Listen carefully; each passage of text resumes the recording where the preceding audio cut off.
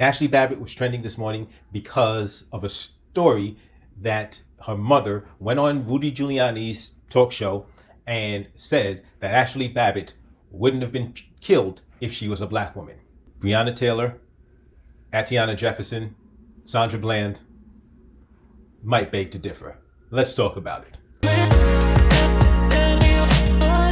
Welcome to Escaping the Echo Chamber.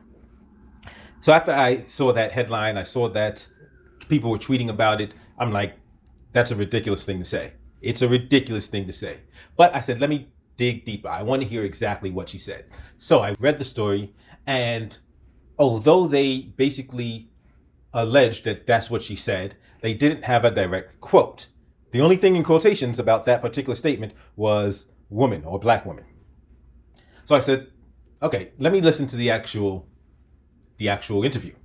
Listen to the interview. It's Giuliani and Dr. Maria, I forget her last name, but they have the talk show together, and Ashli Babbitt's mother comes on. Ashli Babbitt's mother sounds like somebody who is angry that her daughter is dead, understandably. And she even says that she wasn't very political until her daughter died. Once again, understandable. I listened to the interview and I didn't hear what they said happened. What the story said happened, I didn't hear. Maybe I missed it. I was doing a couple of things, but I did hear a portion of the conversation that seems to be what they were talking about, and it didn't go down the way they said it went down. In the story, they're saying that Ashli Babbitt's mother tells Giuliani this. That's not what I hear in the portion I'm talking about.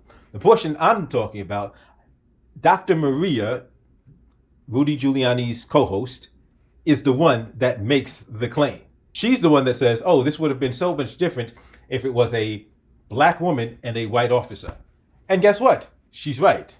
Just not necessarily the way she thinks she is. But let me tell you how she's right.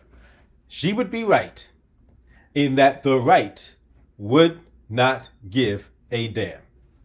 That's how she's right. The right would be like, oh, well, she should have obeyed the law.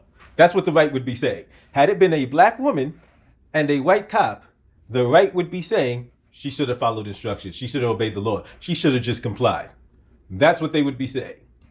The left would still be pushing, if it was a black woman in that circumstance trying to engage in a riot at the Capitol building, the left would still be pushing this, oh no, it was a justified shooting because it hit close to home. So they'd still be standing on their square. There's a lot of black people who currently don't care, who would care. And that's the point. What I'm saying is there's a lot of people that allowed the left to change this into something else other than an instance of police brutality. And they did it by saying, okay, by trying to paint all of these Trump supporters as racist. Now, guess what? I don't know if Ashli Babbitt was racist. I don't know her. I never talked to her. I haven't seen particular evidence. I don't know. Let's assume Ashli Babbit was racist. Let's assume Ashli Babbit hated black people. It's still an unjustified shooting. And I say that because what if the next time this happens, it is a black woman? You see, because if we're going to say that if we're going to set a standard, because that's what's happening here. A standard is being set by saying that it was okay for Michael Byrd to shoot unarmed Ashli Babbit. We're saying it would be okay for an armed Michael Byrd to shoot, let's say it was Atiana Jefferson going in that window. Then we're saying it's okay. No, it would not be okay. Just like Atiana Jefferson's death was not justified the way she actually died in her home. But that's the point. I'm not going to change my standard simply because it's somebody I don't like. And I'm not going to let these politicians turn me into the hypocrites that so many of these Trump supporters are.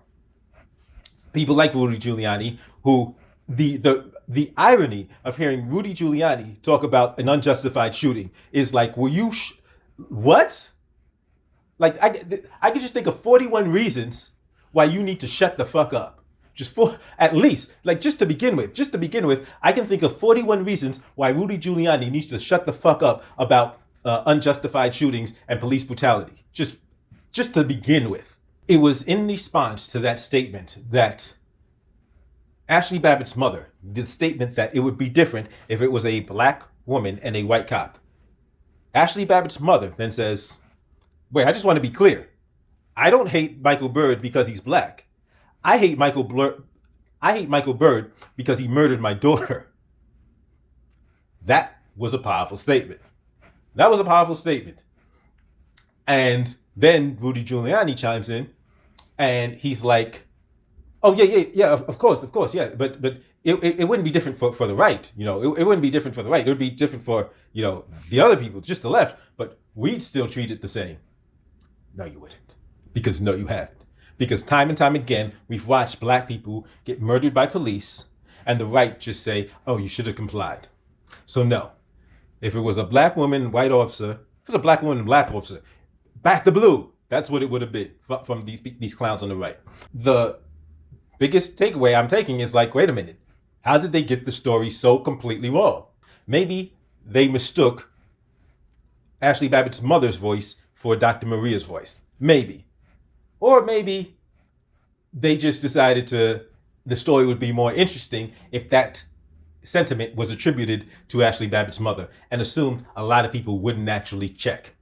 I checked. But I did notice that there's some things that Ashli Babbitt's mother is saying that's concerning. And I get that it's grief that has her open to believing all sorts of nonsense.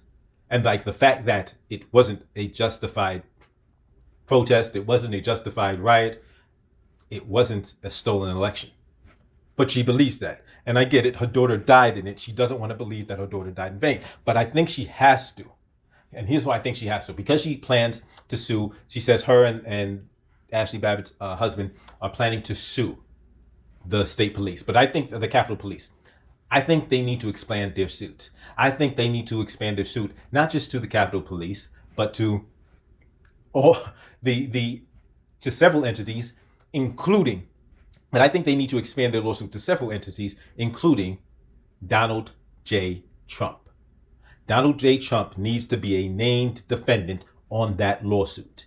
He lied. He sent those people to get incarcerated, to get trampled, to get caught up, and in Ashli Babbitt's case, to get killed. Ashli Babbitt's blood is on Donald Trump's hands. And I sincerely hope her family realizes that, wait a minute, for all of this stuff that he expected everybody else to do, for him to stay in office, what was he willing to do? Not a goddamn thing. The coward wanted everybody else to break the law. The coward wanted everybody else to put themselves in harm's way, but the coward did nothing himself and still, to this day, has done nothing. If he believed it, if he believed that this election was actually stolen, why is he just running around giving speeches and doing jack shit about it? But I watched the clip of the video, and when I watched this clip of the video this morning, I'm like, ooh, they have a serious case. They have a serious case for a lawsuit. Because in addition to her being shot while being unarmed, right before she goes through the window, you may not remember this, but there's a wall of cops. There's a line of cops standing between them, the protesters and the rioters, and that door, and those doors. There's the cops, the doors, the barricades, the furniture barricading, and then more cops, including Michael Byrd. That first line of cops leaves. That first line of cops leaves, and that's when she tries to go through the window and get shot to death.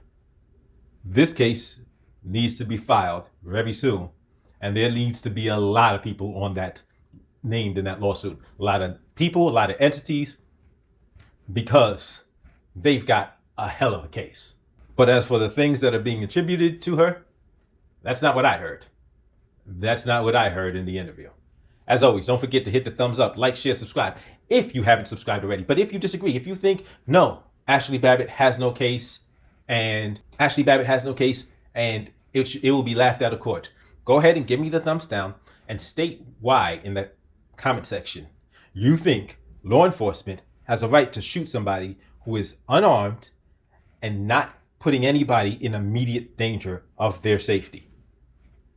I'll see you next time.